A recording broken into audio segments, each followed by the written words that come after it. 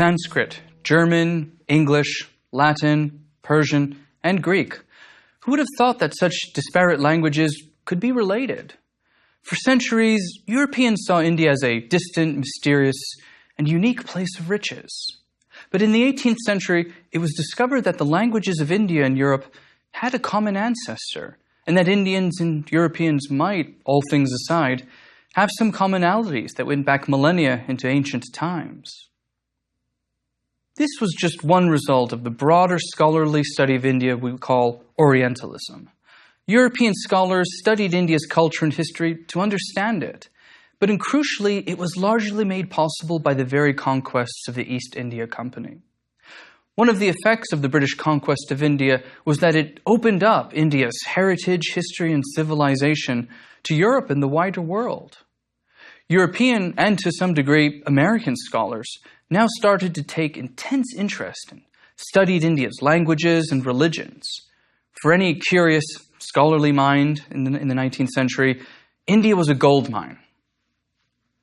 So today, we're going to explore two main themes. First, we're going to examine how the knowledge of India's social, cultural, and religious traditions was co-opted by the company to help them govern and know India. And second, we'll examine how the very bookish ways in which the British sought to understand India had real consequences for colonial policy, landholding, and the well-being of Indians themselves. So let's start with India after the initial conquests by the East India Company. Now that the British ruled over so much of the subcontinent, this meant that the broader heritage of India's religions, cultures, and history were open for study.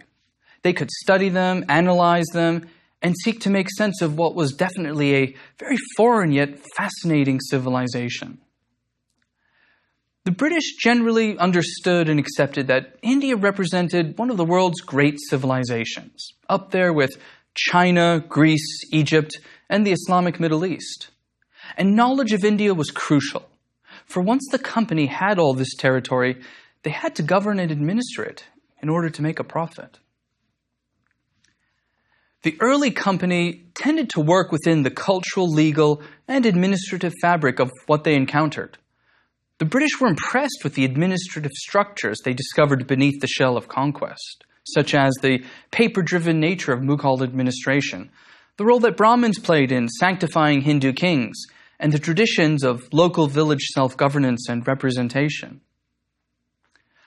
So generally, the company was fairly pragmatic between the 1780s and the 1830s. They, after all, wanted to show that they were legitimate rulers. The British knew that they were conquerors, and that disparaging Indian religious, cultural, and social traditions would eat away at the company's stability and its legitimacy and profitability. They had to convince Indians that the company could provide good governance and justice. Or as one official put it, our Indian empire is an empire of opinion. It hangs by the thread of opinion. But the British were confronted with one major problem in terms of governing. Ruling people, especially those who are not your own, is more than simple rules and law. Law and governance are shaped, after all, by a society's culture, values, languages, and religions. And in this sense, the British, being far away in Europe, knew far less about these in India. So in a way, they had to learn the whole kitchen sink of India, social customs, legal systems, religions, and languages, all in order to govern. They had to, quote-unquote, know the country. No person personified this better than Sir William Jones. Jones was somewhat of an autodidact. He mastered over 20 languages, purportedly. He could be considered the father of modern philology, the comparative study of languages and cultures. Jones took employment with the company to initially learn Persian and Arabic in order to understand Indian legal codes. He helped found the Royal Asiatic Society, which still exists today. He then stumbled upon Sanskrit, the sacred, mysterious language of India's Brahmins and of India's spiritual heritage. Jones held a great reverence for Indian traditions, and he wanted British people to verse themselves in India's languages as a way of understanding the Indian constitution. The two languages that Jones held great reverence for were Sanskrit and Persian. He noted that Sanskrit had a, quote, wonderful structure, more perfect than the Greek, more copious than the Latin, and more exquisitely refined than either. He praised Persian, the language of the Shahs and of Mughal power, in equal measure. Quote, the Persian language is rich, melodious, and elegant. A number of admirable works have been written in it by historians, philosophers, and poets who found it capable of expressing with equal advantage the most beautiful and the most elevated sentiments. But in his studies, Jones stumbled upon something remarkable. He noticed that the languages of India and Persia bore strong similarities with the languages of ancient Europe, namely Latin and ancient Greek. To Jones, this could not simply be a coincidence. There had to be some connection to explain it.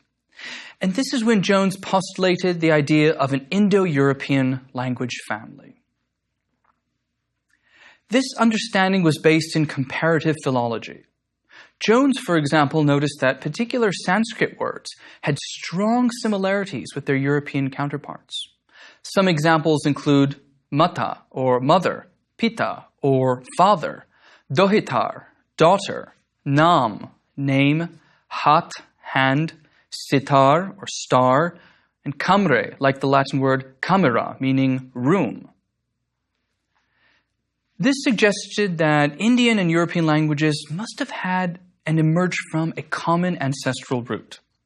Thus, maybe Indians and Englishmen were originally from the same linguistic and, quite possibly, ethnic stock sometime long ago. Jones noted that Greek, Sanskrit, Latin, and Persian all shared, quote, a stronger affinity both in the roots of the verbs and in the forms of grammar that can possibly have been created by accident. So strong indeed that no philologer could examine them all three without believing them to have sprung from some common source. Having learned Sanskrit, Jones also compared the intellectual and philosophical traditions of Europe and India. He was impressed with what he saw. Like earlier Muslim conquerors, Jones quickly realized that the Hindus could not be dismissed as pagans. They possessed sophisticated, religious, philosophical, and intellectual traditions. Jones noted in his comparative scholarship that, quote, a version of the Yoga Vasista was brought to me the other day, in which I discovered much of the Platonic metaphysics and morality, nor can I help believing that Plato drew many of his notions from the sages of Hindustan. Jones was highly appreciative of the great Indian works such as the Ramayana and the Mahabharata, and favorably compared them with the great works of English literature. So on the whole, the scholarly engagement with Indian traditions during the late 18th and early 19th centuries stressed commonalities and not, like later on, differences between Europe and India. Now, let's turn to the more social and person-to-person interactions in early colonial India. Just how different was India from late 18th century Britain? Well, very. Many British people were fascinated with India. It was one big bazaar of social, religious, customary, and spiritual curiosity. And the British were foreigners in a country which knew little about Europeans themselves. Of course, administrators, merchants, soldiers, bureaucrats, and scholars didn't come to India just to isolate themselves in walled forts. On the whole, the British had little of the racist and cultural prejudices towards Indians that they would later have after the 1830s. Many British saw Indians as curious, particularly their customs of shaking their head back and forth while talking, and of Indian male friends showing great affection towards each other. This was also the period of some British people going native. Some British people adopted Indian dress, mannerisms, and languages. A few even converted to Islam and adopted the aesthetic traditions of Hinduism. Perhaps this encounter and engagement is best seen in language interactions. The English language today has thousands of Indian words in its vocabulary, some of which you probably weren't even aware of, such as loot, thug, bungalow, tariff, chit, pariah, catamaran, and calico. Now, what this cross-fertilization tells us is that there was an immense interaction between Indians and Europeans, starting from the earliest generations of colonial rule. Yet some of the more telling examples of these interactions can be seen in the more intimate relations between British people and Indians. Company officials sailed to India without women. This was a male-only enterprise. Now, were company officials expected to take vows of celibacy before they sailed for Calcutta? Of course not. Some of the earliest colonial interactions between Europeans and Indians can be examined in the more base, crude, physiological necessities of the human body. Sex. Robert Clive and other officials had Indian servants and, embarrassingly, numerous Indian concubines. Despite the stiff upper lip image of the incorruptible Englishman, company officials and employees slept with Indian women with a regularity which would have shocked more restrained, prudent British society back home. Some British people were fascinated with the Kama Sutra, or the Treatise of Desire. While popularly known in the West as a sex manual, it was in reality more than that. It was a whole treatise on how to manage earthly desire and love and to lead a virtuous life. Only about 1/5 of the book discusses the sensual. But to the increasingly prudish Victorian British social mores, this 20% was all one wanted to know about.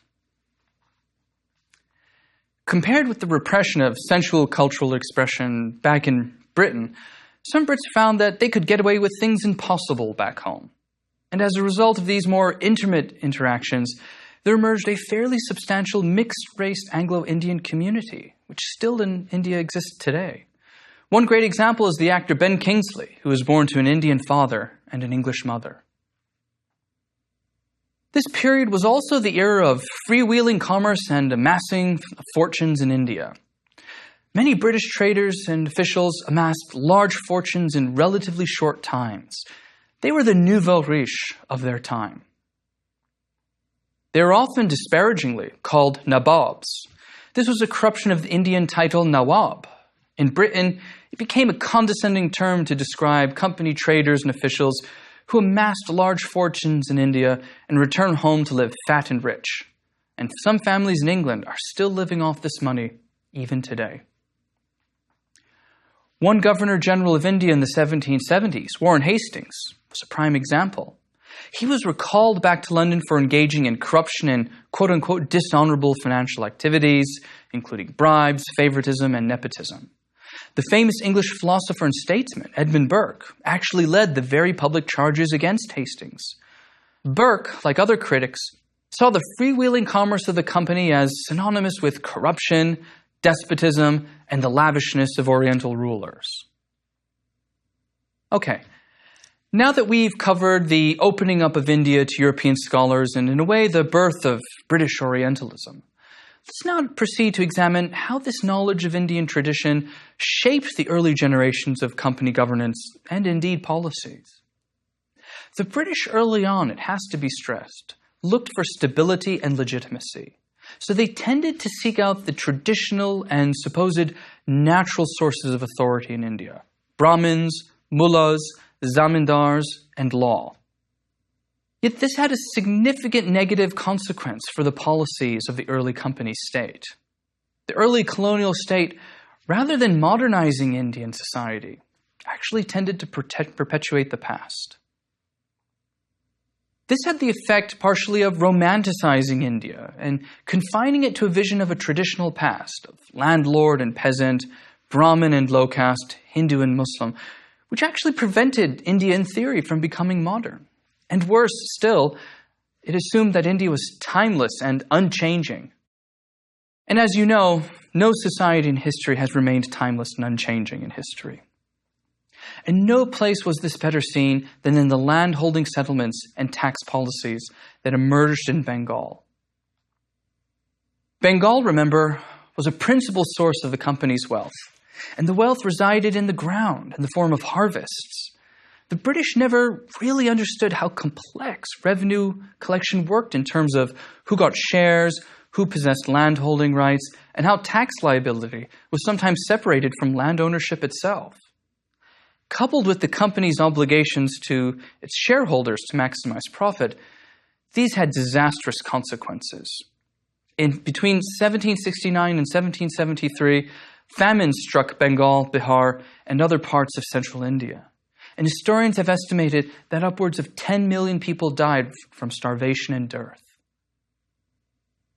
The British were obsessed with redressing this and ensuring agricultural stability and certainty, which, also conveniently, would guarantee profits. In 1793, then Governor-General Lord Cornwallis issued what was called the Permanent Settlement for Bengal. This reformed the zamindari or landholding system of land ownership and tax collection by creating a permanent class of landlords who would collect a fixed tax amount in perpetuity. This was meant to add certainty and to incentivize the improvement of lands and agricultural yields. Now, this all sounds good, yes? It did, but there were major drawbacks to the system. The permanent settlement made landlords more powerful than they ever were under the Mughals. Before the British, zamindars were had less power in the authority they had to remit revenue and to flog tenants. But the British had a conservative, almost aristocratic and naive utopian vision of what an ordered agrarian society should be.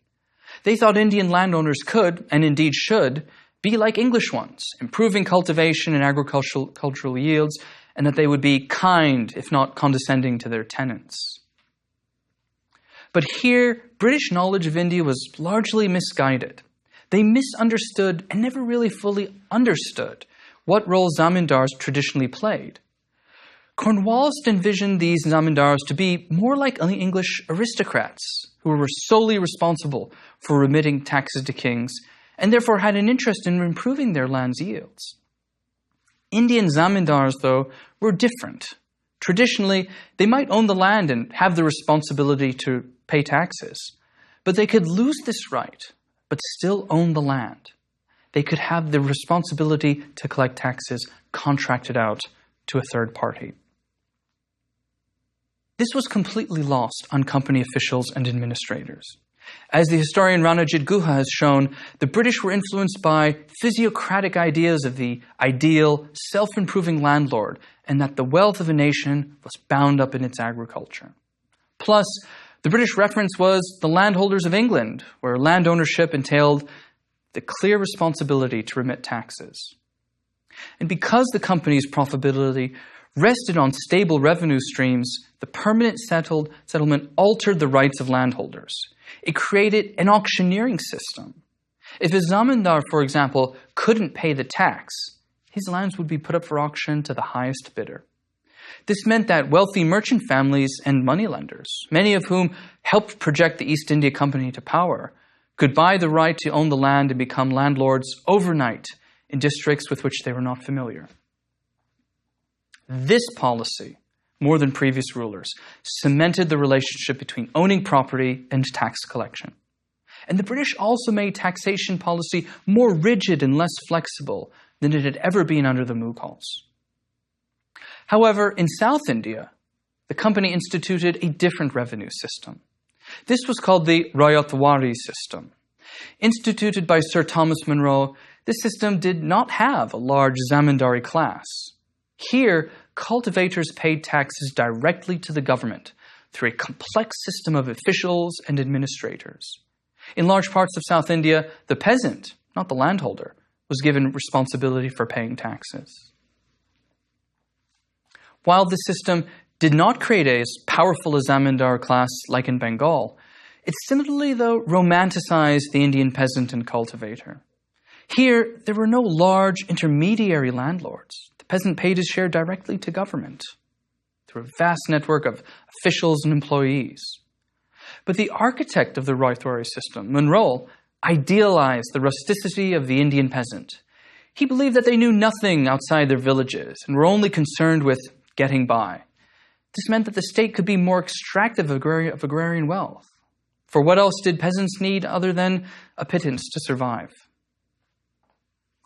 Comparatively, the system was far more archaic than the supposedly more modernizing permanent settlement of Bengal.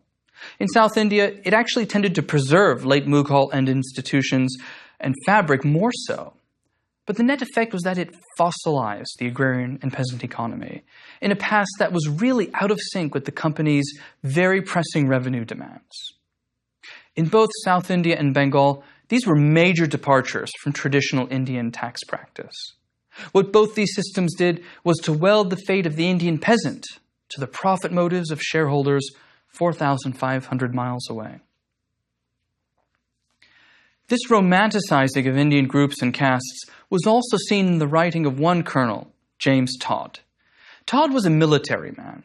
He spent years living with the Rajput warrior clans of Western India, studying them and observing their rituals, ethos, and practices. Todd was fascinated by their sense of honor and warrior prowess. He wrote a 3-volume work called The Annals and Antiquities of Rajasthan. In it, he lauded Rajput society for its nobility, rank and hierarchy, and moral uprightness. In fact, he equated the Rajput sense of independence with the ancient Germanic tribes of the Roman Empire. And, perhaps unsurprisingly, he contrasted the Rajputs with the French, who he bluntly said were degenerate. Now, this all sounds good and well, right? But again, we see the British presuming something is more constant and fixed than it actually is. By romanticizing the Rajputs and their notions of rank and hierarchy, Todd, like other colonial scholars and ethnographers of his generation, tended to equate this with Indian society. In their minds, they created an India defined by rank, order, and village. And this was significant, for later on, these ideas would permeate the color of colonial administration. And the written books would later be referenced by various caste and ethnic groups to stake their claim to benefits, favoritism, and special status under the colonial state. Now, let's turn to the matter of colonial law. This was another example of this traditionalizing of Indian society. Now, let's think about it.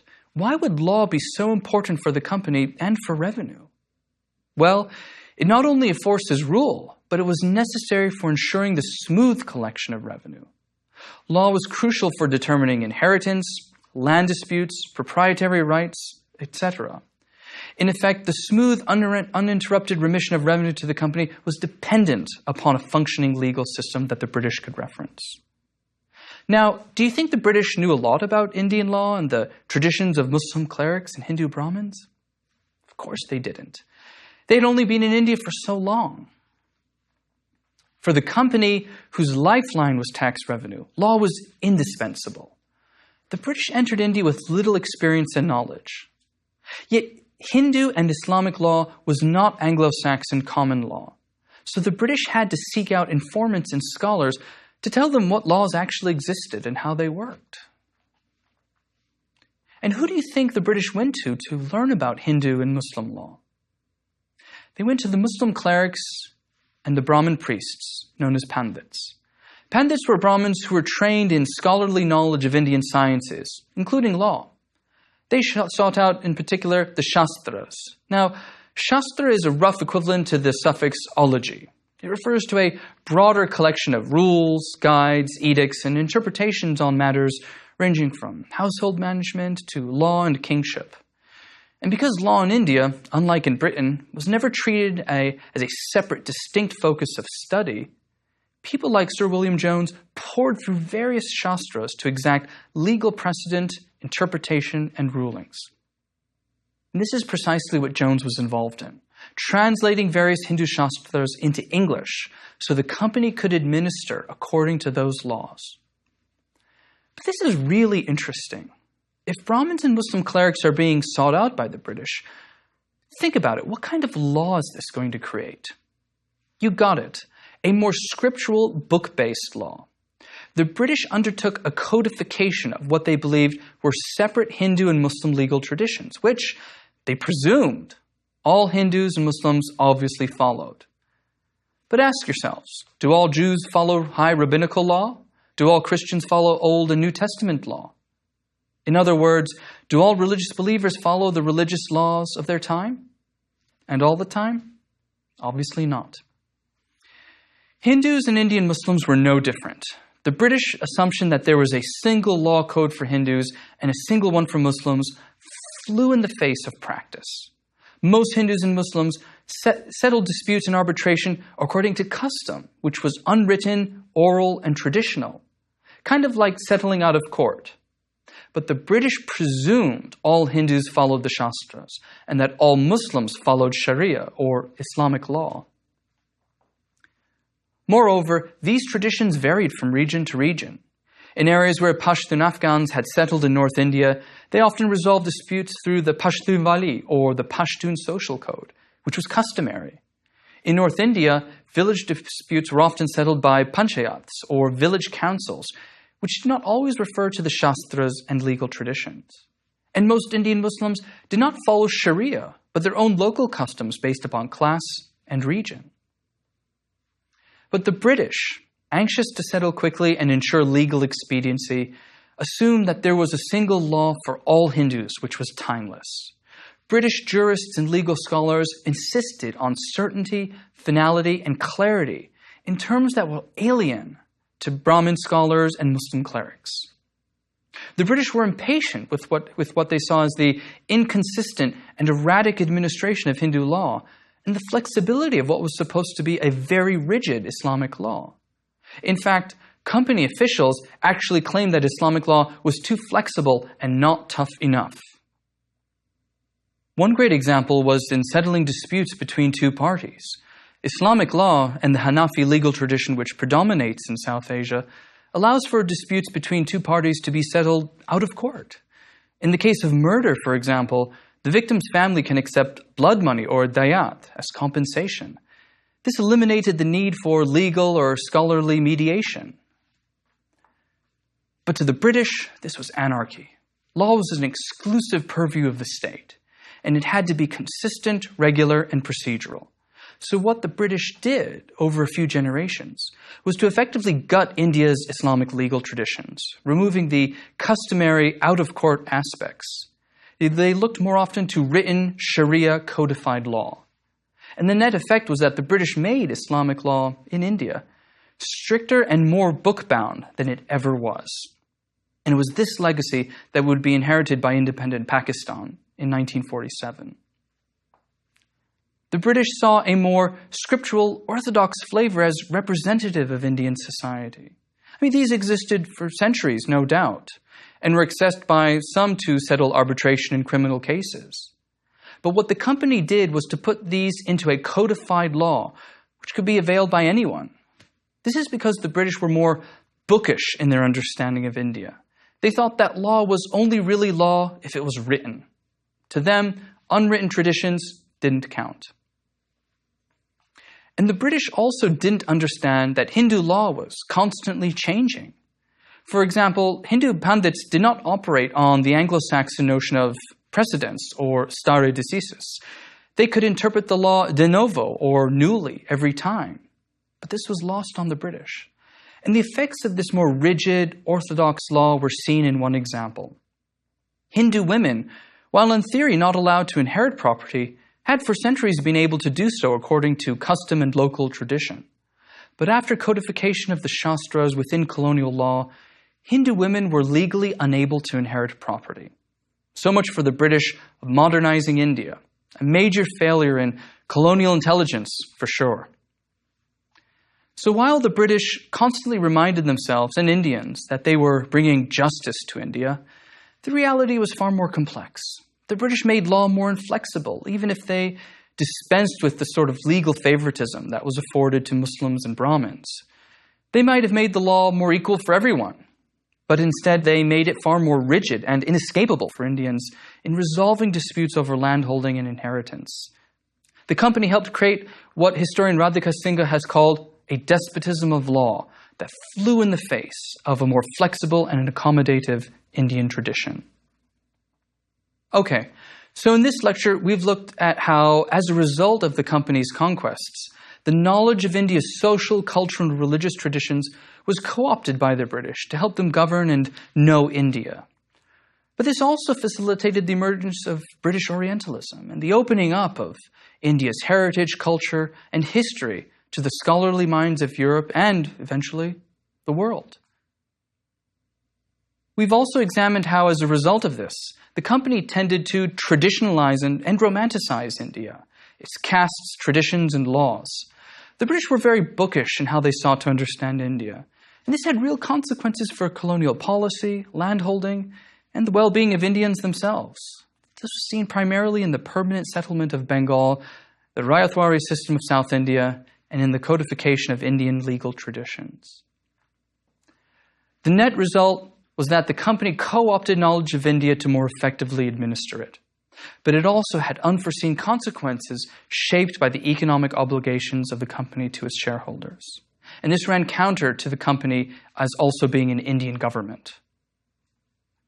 And as we'll see in the next lecture, this conflict of interests between the merchant and sovereign aspects of the company not only colored British interpretations of India's past, but also greatly shaped how the British viewed questions of race, culture, and gender once they got to know Indian society a bit better.